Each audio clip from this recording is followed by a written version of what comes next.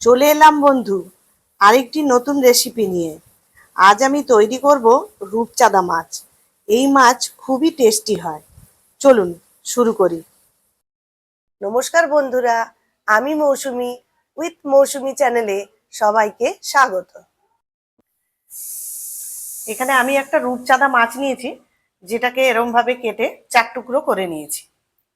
এরপর এর মধ্যে কিছুটা লবণ আর হলুদ দিয়ে মাছটাকে মাখিয়ে নেব।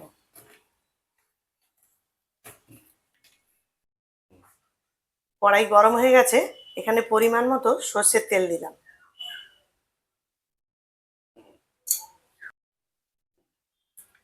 তেল গরম হয়ে গেছে, এরপর মাছগুলোকে তেলের মধ্যে দিয়ে ভেজে নেব।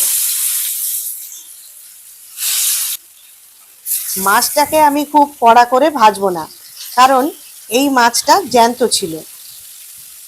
কড়া করে ভাজলে মাছের স্বাদটা কিছুটা কমে যায়। এখানে 2 পিঠ ভালো করে ভেজে নিলাম।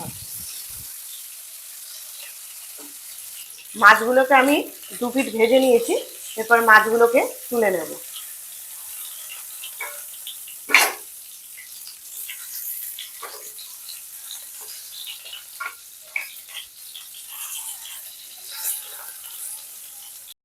কড়াই গরম হয়ে গেছে, এখানে 3 চামচ মতো সর্ষের তেল দিলাম।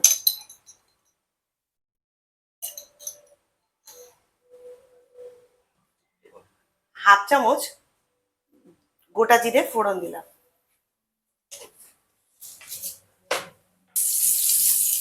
এখানে সম্পূর্ণ রান্নাটা আমি সর্ষের তেলেই করব।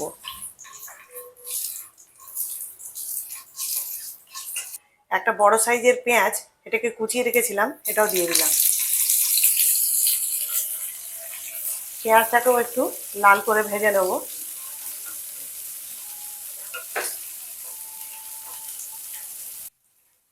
পেঁয়াজ আমার মোটামুটি ভাজা হয়ে গেছে।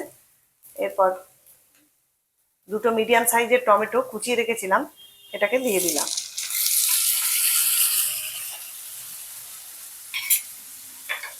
এখানে আমি 1.5 চামচ মতো লবণ দিয়ে দিলাম,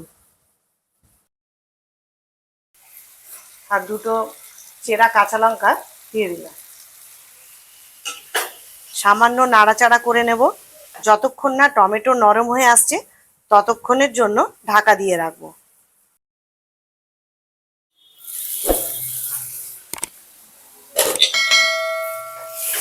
টমেটোটা অনেকটাই নরম হয়ে গেছে। এরপর 1 চামচ রসুন বাটা আর 1 চামচ আদা বাটা দিয়ে দিলাম। এরপর 1 চামচ হলুদ গুঁড়ো, হাফ চামচ লঙ্কার গুঁড়ো আর হাফ চামচ কাশ্মীরি লঙ্কার গুঁড়ো, এটাও দিয়ে দিলাম। এরপর সব একসঙ্গে মিশিয়ে নেব, নিয়ে তারপর এগুলোকে ভালো করে কষাবো। কয়েক মিনিট কষিয়ে নেব। সামান্য একটু জল দিয়ে দিলাম, নাহলে মশলাটা পুড়ে যাবে। এরপর সমস্ত মশলাগুলোকে আমি কষিয়ে নেব ভালো করে। যতক্ষণ না মশলা থেকে কাঁচা গন্ধটা না বেরোয় ততক্ষণ মশলাটাকে কষিয়ে নেব। মশলাটা আমি ভালো করে কষিয়ে নিয়েছি, মশলা থেকে তেল বেরিয়ে এসছে। এরপর এর মধ্যে পরিমাণ মতো জল দিয়ে দেবো।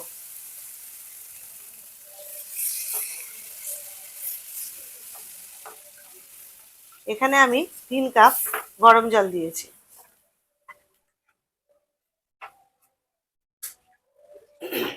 ঝোল ফুটতে শুরু করেছে, এরপর মাছগুলোকে ঝোলের মধ্যে দিয়ে দেবো।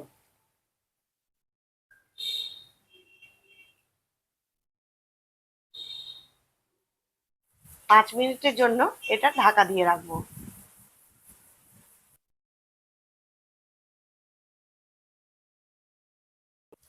5 মিনিট হয়ে গেছে, রূপচাঁদা মাছ সম্পূর্ণভাবে তৈরি।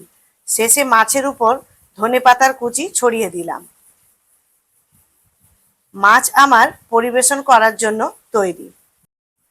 এইভাবে মাছটি তৈরি করে পরিবারের সবাইকে খাওয়াবেন। আশা করি এই রেসিপিটি আপনাদের ভালোই লেগেছে। যদি ভালো লেগে থাকে লাইক ও শেয়ার করবেন।